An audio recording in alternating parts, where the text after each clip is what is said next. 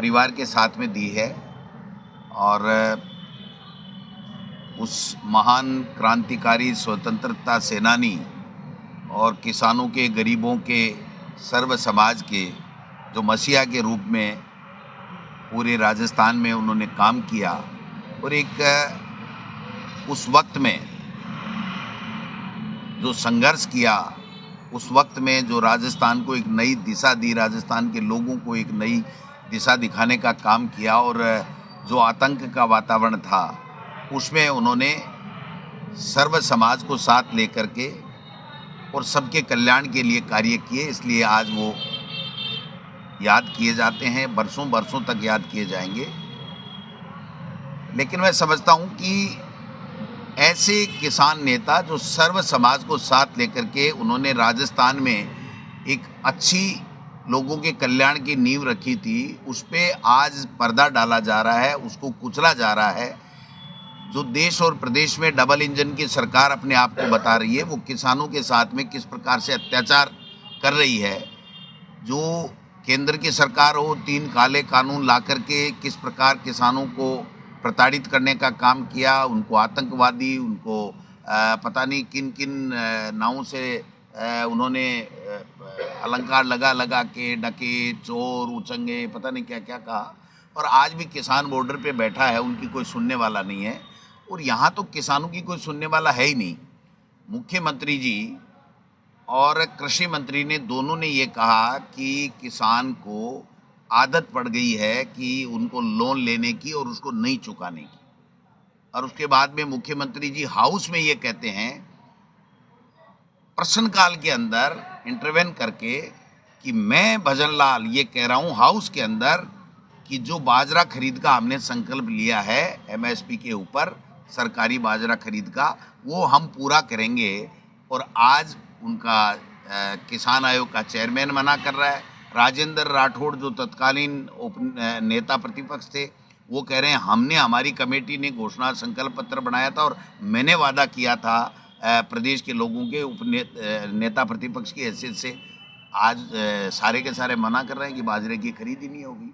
तो जो किसानों के साथ में अन्याय ये कर रहे हैं, पंचायत राज के चुनाव से किसान के बेटे जो जनप्रतिनिधि बनकर के आते हैं उनके भी अधिकारों को इन्होंने ख़त्म करने का काम किया है। और एक आतंक का वातावरण और विपक्ष को कुचलने का काम कर रहे हैं। जैसे माननीय गहलोत साहब ने कहा कि जो फोन टैपिंग के आरोप कैबिनेट मंत्री ने लगाए थे, उस दिन पूरी पार्टी ये कह रही थी कि नहीं, किरोड़ी लाल जी ने ऐसा नहीं कहा। तो फिर आपने ये अनुशासन की कार्रवाई का नोटिस क्यों दिया, आप बताइए। अब आप मान रहे हैं कि किरोड़ी लाल जी ने ऐसा कह दिया जिससे छवि धूमिल हुई है। जब छवि धूमिल हुई है तो किरोड़ी लाल जी अब क्या जवाब देंगे, नहीं देंगे, मैं उसमें नहीं जाना चाहता। मैं ये कहना चाहता हूँ कि हाउस को डिस्टर्ब करने का काम सत्ता पक्ष नहीं कर सकता। जो सत्ता पक्ष ने किया है वो पाप का भागी है। वो प्रदेश के जो लोगों के मुद्दे थे उनको हाउस के अंदर आना चाहिए था, डिस्कस होता, उसके समाधान की बात होती। उस समय को उन्होंने जो है वो गंवाने का काम किया है।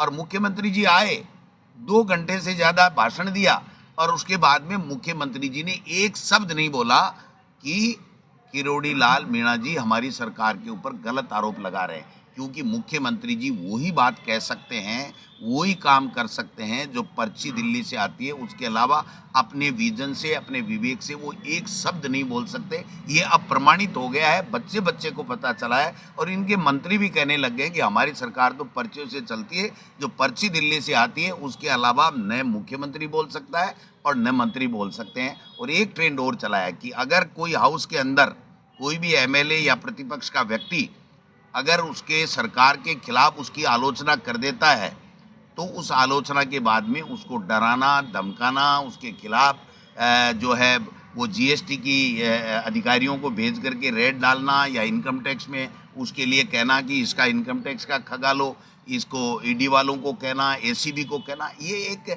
मैं समझता हूँ कि ये तो अंग्रेजों के शासन में भी नहीं हुआ था साहब। जो काम आज केंद्र की सरकार के साथ साथ यहाँ पर जो भाजपा की सरकार है वो करने का काम कर रही है।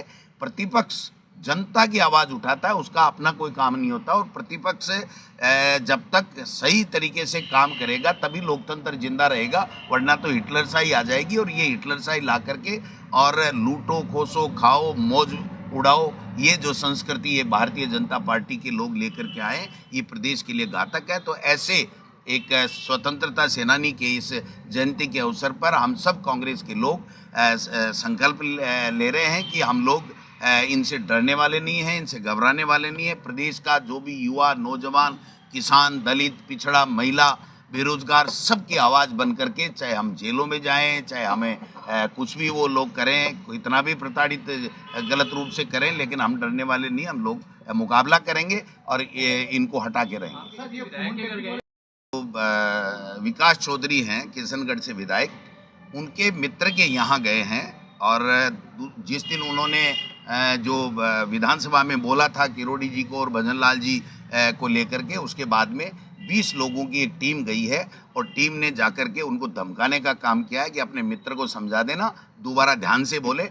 मैं बड़ा ऑथेंटिक रूप से ये कह रहा हूँ, प्रदेश अध्यक्ष होने के नाते मेरे पास 10-15 एमएलए कल आए थे। मैंने उच्च अधिकारियों से भी बात की थी कि ये परंपरा ठीक नहीं है। इस तरीके से अगर प्रतिपक्ष को आप डरा के धमका करके और अपना अगर